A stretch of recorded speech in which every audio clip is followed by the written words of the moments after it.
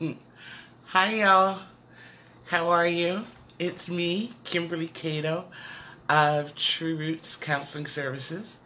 Um, Here to share a little bit about what's been happening. It's day 5 of 30 Days Live, and I'm working this out. I'm figuring it out.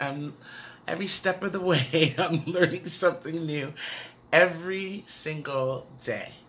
Um, but today, I wanted to share a couple of things. Really, primarily, I wanted to talk to you a little bit about the online program that I've developed, Trauma Transformation, and why it's currently near and dear to my heart, and what actually propelled me to begin putting all that I've been doing over the last couple of decades into a signature online program, and why I stepped into trauma. Well, oddly enough, it's not that I stepped into trauma, it's that I started way back in the 90s. True Roots started way back in the early 90s. And I worked at that point primarily with youth, with children. First, actually, with children, and then teens, and then moved into working with adults. And I found when I started working with adults, to my surprise, wanting to get some sort of variety and change from all the stuff that I was doing with the youth, I started working specifically with adults, only to discover that their issues were child-related. So all the foundational understanding that I gathered from working with youth, it became the catalyst and the tool most often used in working with adults.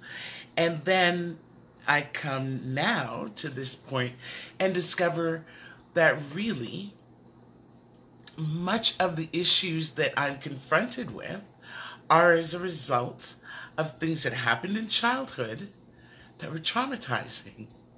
So my two passions, which was number one, attachment and understanding how people interrelate with one another, how they come to understand themselves, discovering that is really truly impacted, number one, in youth. It's developed and formulated in youth.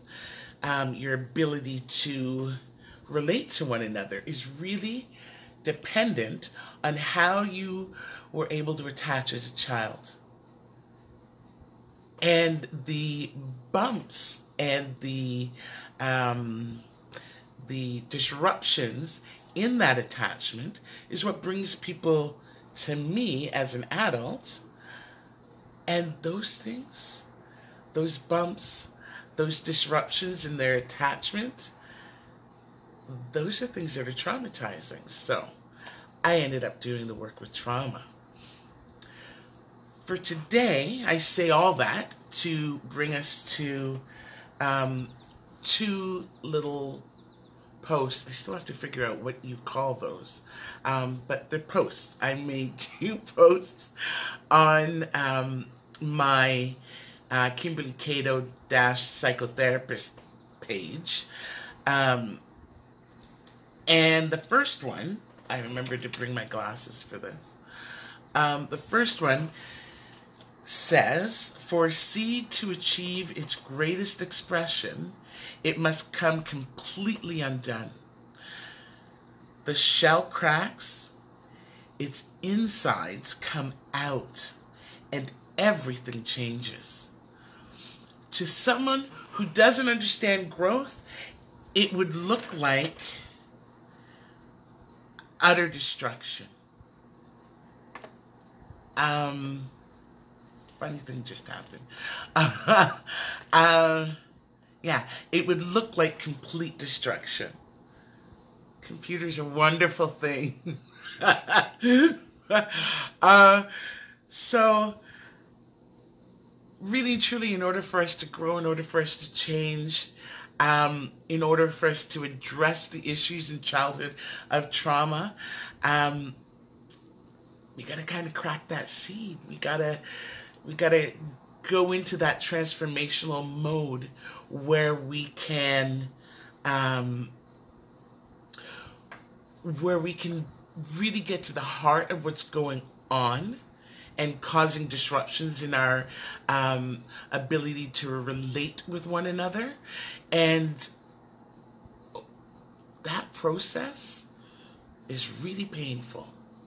And from the outside, it looks like, everything's like a mess and all mucky. And even on the inside, everything feels mucky and messy. But that's the process. It's difficult. It's challenging. But the best way to get through that is to understand that this is part of the process. It is, you're okay. All will be well. But transformation sometimes looks like complete destruction. And an example of this. If you watched yesterday's post, you would have seen how my wee kitty Cupcake sort of interrupted. Well, I don't know if you actually saw her. No, you didn't see her, but I saw her. And then I posted a picture of her and I, just so that you know it wasn't a figment of my imagination. But Cupcake came to me in March or May, maybe April, whatever. She came to me as I was in the midst of developing this program, and everything is being pulled out of me in order to do the development of trauma transformation, because I had to dig back into 20 plus years of doing therapy and understanding people and just try to pull out the most important things and put them in. And it's funny how when you're grappling with something and trying to make sense of it, at least for me, I learn best with tangible examples. So along comes Cupcake. And she's a senior cat. She's 10 years old. And just love her to death. But noticed within the first couple of days that there were some things that were just a little off about her. For example, like she was really, really skittish. Really, really skittish. You couldn't... If you dropped a pin, she would literally run, and God bless her. She has these little bells, and I got a couple other bells, so she can make a lot of noise when she's moving. And they would be tingling all the time because she's running away all the time at the least bit of disruption. And then she had this thing with the kitty litter that was just all, she didn't like touching it. She didn't like being in there, but has to. And if the door opened, and because I live in a condo, particularly she can hear other people in other units going in and out of their unit, and she would just be frantic and frazzled. So I got this thing that you plug into the wall that lets off pheromones that soothe her, and that worked a little bit. And then I changed the kitty litter, and that worked great, actually. If you're looking for a kitty litter that doesn't smell or cause any disruption, it costs a little money, but for me, it's worth it. Pretty Litter is the litter. Found it on Facebook, actually, but I digress. So I changed the kitty litter and got her something that she would like, and a space in a arrangement that worked for her. And I got the thing that I plugged in the wall. And I had to constantly reassure and comfort her and just pour extra love out and constantly be saying, you're okay, you're okay, you're okay. And being a source of safety for her, trying to, move a little less quickly, which really isn't so difficult. And sort of preempting the things that I'm doing so that she'd be comfortable, and just really and truly creating an environment where she feels safe. And lo and behold, I talked with my cousin, who was the one who gave Cupcake to me, and mentioned these things that I'm seeing, and she said, that she'd noticed at different points of transition there would be these sort of behaviors. So it turns out Cupcake's, well, she's a cutter. She's a picker. She picks the fur out of her tummy when in distress. And so it's a bad and a good thing. So now, because we developed this relationship, I'm able to say to her when I see her picking, no picking. And she listens and actually responds to me. I'm able to note that she's feeling more comfortable because the fur's grown back now, and she doesn't move as quickly. If things drop or whatever, she's not freaking out.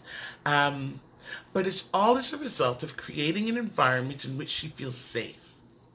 I tell you all of that to say that all the things I needed to do to enable her to deal with those things that cause her distress, feel safe, and process through her trauma, those are the things that I actually needed to remember to properly complete the online program.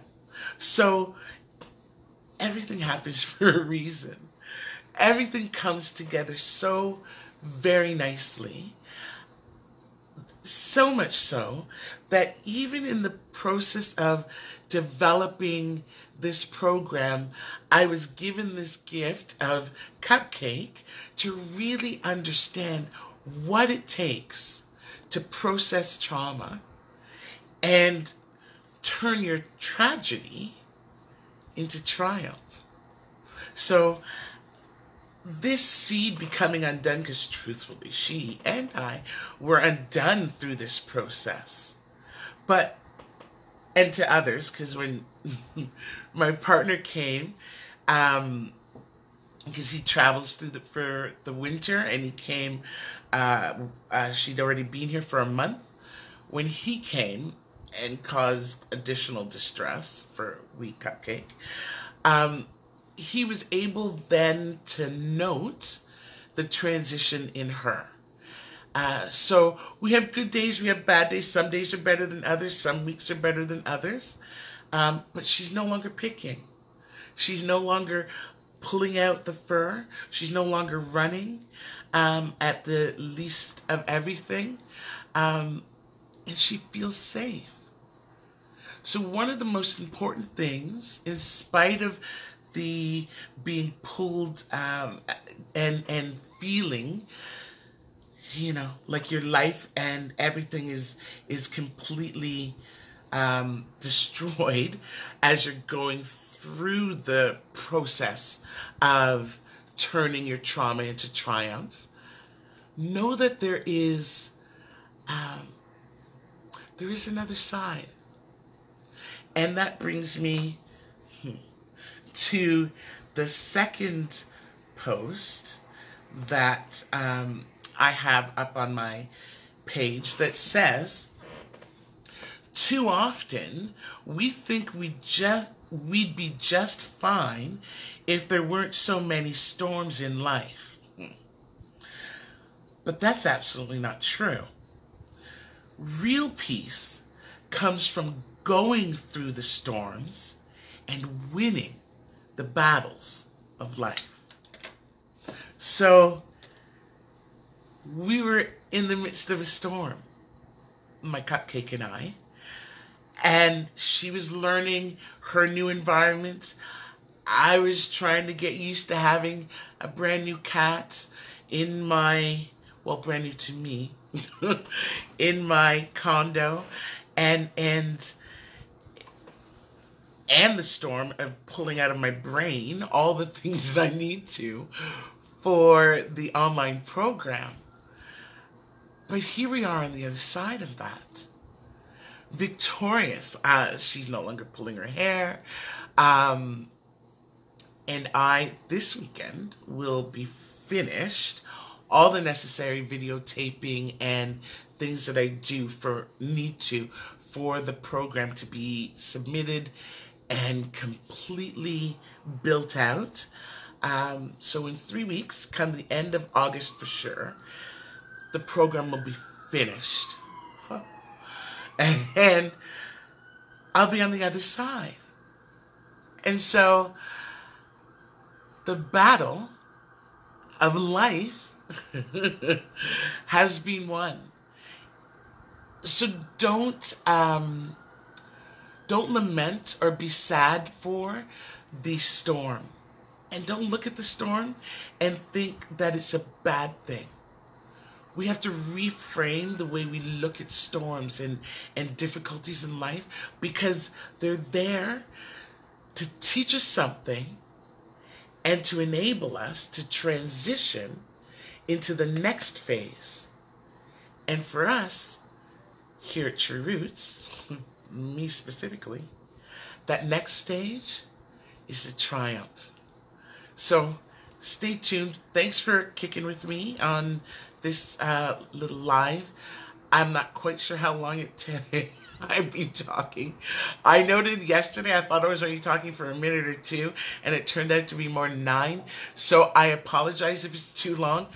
But I applaud you and I appreciate your attendance and participation in this little learning curve for me, learning how to do the lives and to interact in this manner, and being able to share with you some of the truths about how exciting it really is to transform trauma. If you have questions, please ask. If you don't, or if you've not connected to my Kimberly Cato dash Psychotherapist site or page on Facebook, please do. And otherwise, have an awesome weekend. I'll be talking to you tomorrow. Usually around 7:30, 8 works for me. But you can watch it any time that you'd like. I'm looking forward to fireworks this weekend, and I hope you are too. Have a wonderful evening, and I will talk to you again soon. Be well. Know that you are loved and greatly, greatly appreciated. Bye now.